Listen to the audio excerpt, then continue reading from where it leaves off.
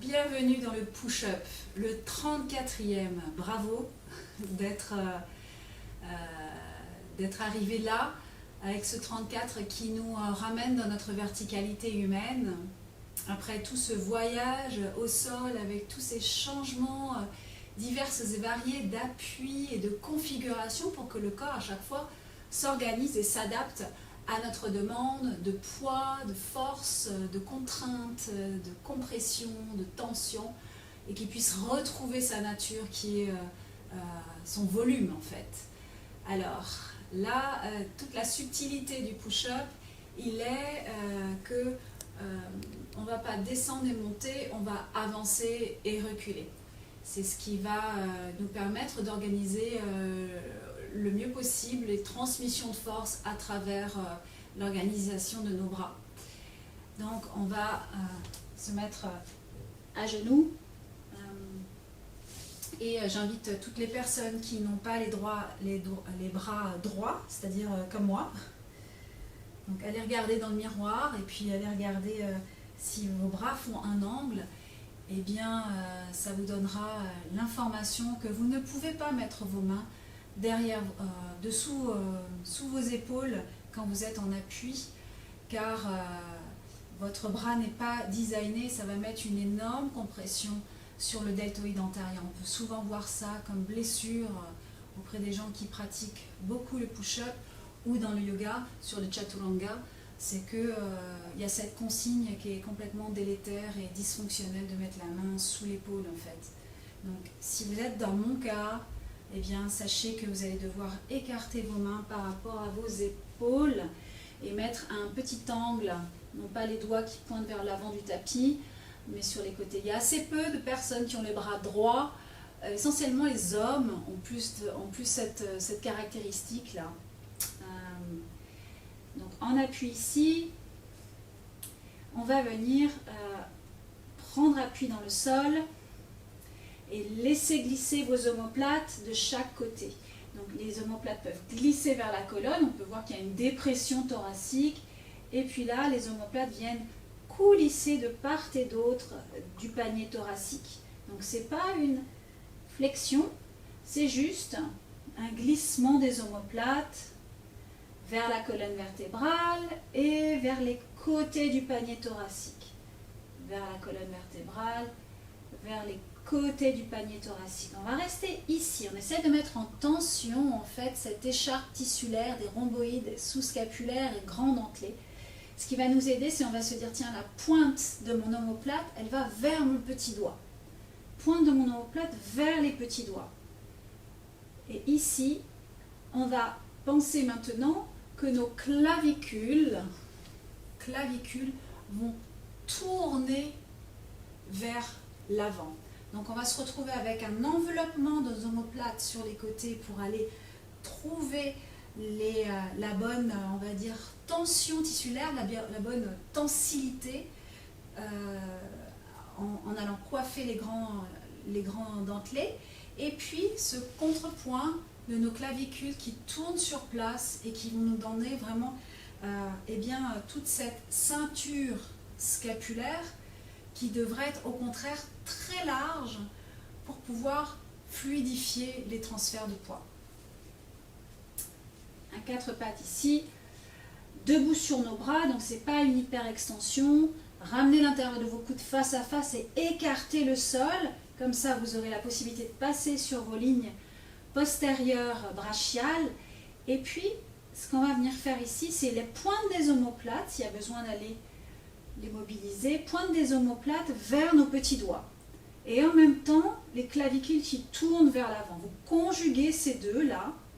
Et maintenant, vous allez tirer le tapis vers vous. Vous gardez cette organisation.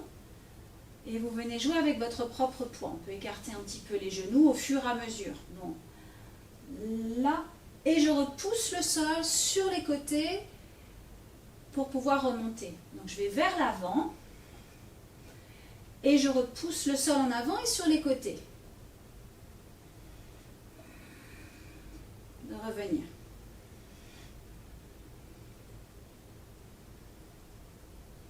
Donc vous pouvez voir que vous avancez et vous reculez.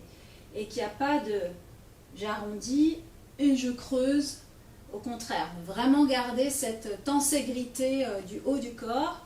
Puis au fur et à mesure, on va éloigner les genoux et se challenger là pour se dire mon poids rebondit sur mes lignes de bras.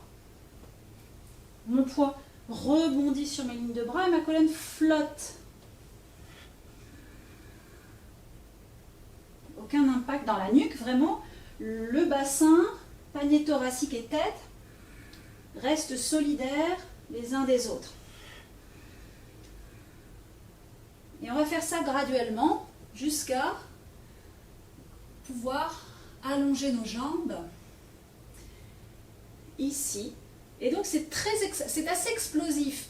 C'est-à-dire que là, ce qu'on a fait jusqu'à présent, c'était de tirer le tapis et de jouer avec le tapis et le poids de notre corps. Maintenant, en allongeant une jambe et puis l'autre, on va se retrouver à pousser le tapis en arrière. Donc on vient se trouver en planche. Je pousse le tapis en avant, en arrière, ça éjecte ma colonne en avant. Là. Une prochaine fois, je plie. Peut-être je vais moins bas, peut-être j'essaye 3 cm. Et j'ai absolument pas besoin d'aller plier mes coudes vers moi. Je peux les écarter, mes coudes. Là, et on va se retrouver dans un éléphant. Donc c'est rond, c'est pas un chien tête en bas. Je viens ouvrir toute la ligne postérieure superficielle et je viens marcher en arrière.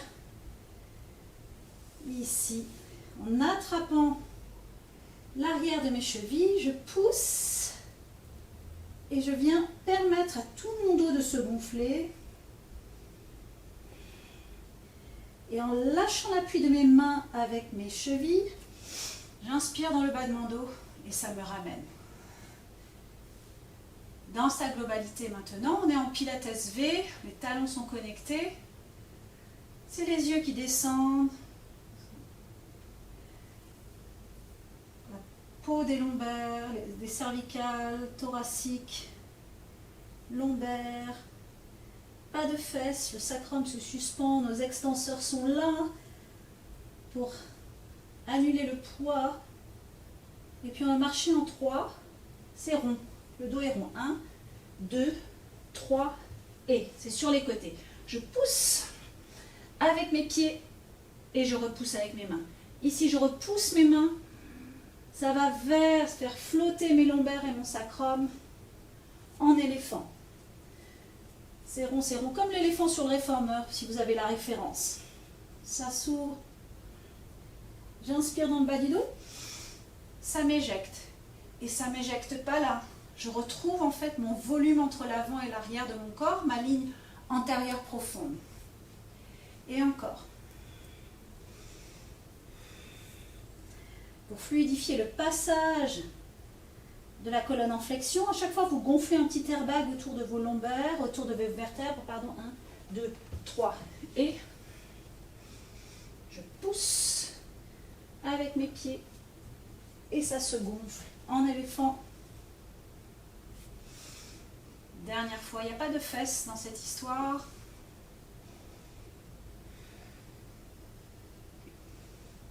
1, 2, 3, 4.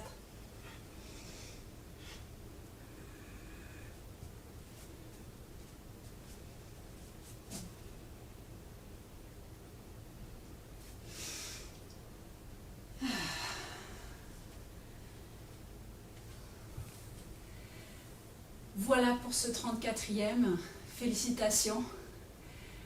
C'est un très joli parcours que vous venez d'effectuer, d'aller revisiter ces 34 stations ou 34 mouvements, appelez-les comme vous avez l'envie, mais qui sont à chaque fois de véritables trésors de réorganisation tissulaire et osseuse pour que le corps puisse se jouer de lui-même après de manière très fonctionnelle, très ludique à travers ce répertoire et que le corps puisse retrouver des appuis organisationnels dans la vie de tous les jours en fait, hein, que le Pilates ne reste pas dans le studio, mais qu'il puisse être un soutien pour chacun dans le quotidien.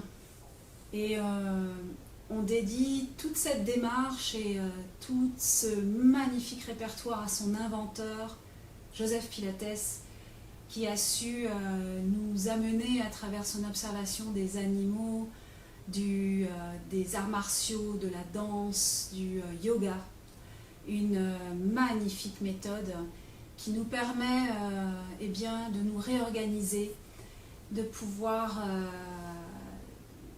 libérer notre potentiel musculaire, énergétique, tissulaire, osseux, appelez-le comme vous voulez, en tout cas notre potentiel vital, parce que c'est comme cela qu'il l'entendait, et de pouvoir finalement honorer ce magnifique héritage que nous avons aujourd'hui dans le corps de cette méthode holistique. Alors c'est chaque jour en fait que je m'étonne des bienfaits de cette méthode et sur mon corps et auprès eh bien, des gens qui croisent ma route. Et je vous remercie infiniment de la confiance que vous m'octroyez et c'est un pur régal de vous accompagner. Merci.